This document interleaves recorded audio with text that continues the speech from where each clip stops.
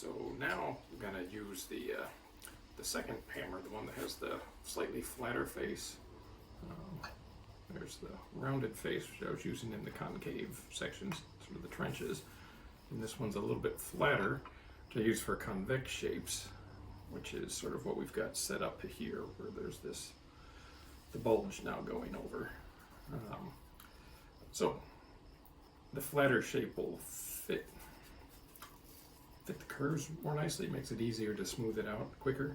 It can be done with the rounder face, but you have to be really careful or you end up making a whole bunch of like little divots, whereas this will kind of smooth it out easier. I guess I should say a couple other things about the hammers yet. So the head on these, the Huang embossing hammer, is roughly 5 ounces, which I find is a really nice weight for this. It's not so heavy that you can't control it or it gets tiring to hammer it a lot, but it's got just enough heft behind it that it can move the metal effectively for this sort of operation.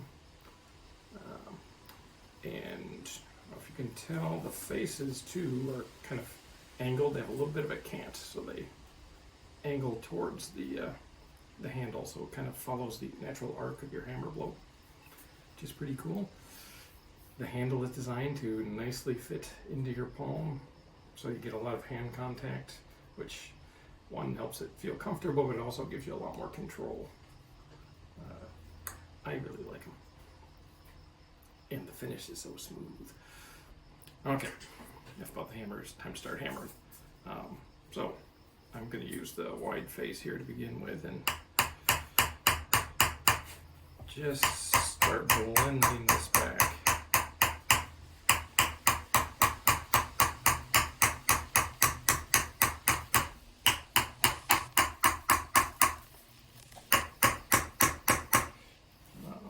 Switch here because this is a transition zone where I'm going from a concave to a convex. So I'm going to concave that back a little bit more.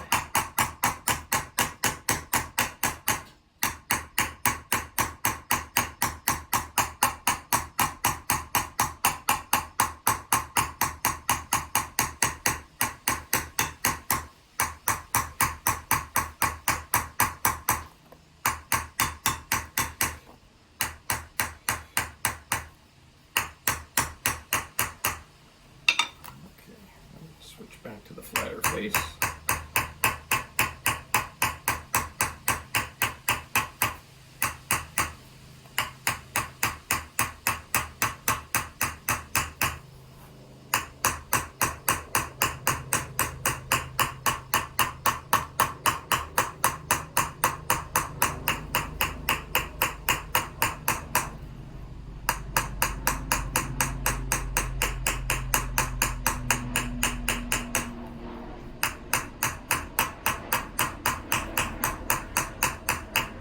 Flatter face surface just makes it so much easier to smooth this out. I'll try doing a little bit here with the curved face. I don't know if the camera will pick up the difference. But to show it can be done with this.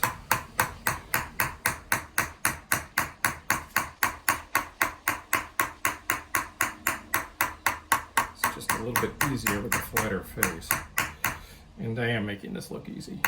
I've spent a good number of hours practicing.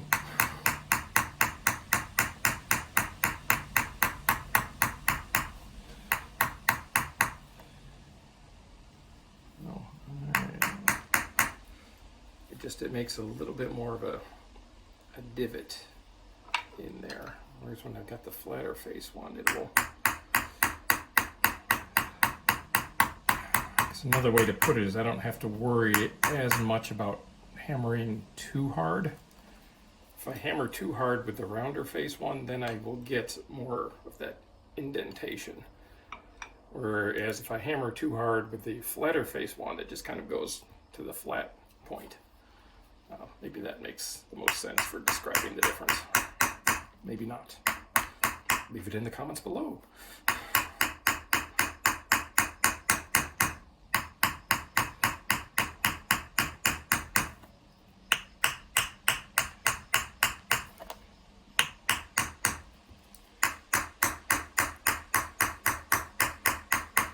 Okay, but I think there you can now kind of get to see how that's, I've smoothed out that area, brought it from the concave into the transitioning into convex.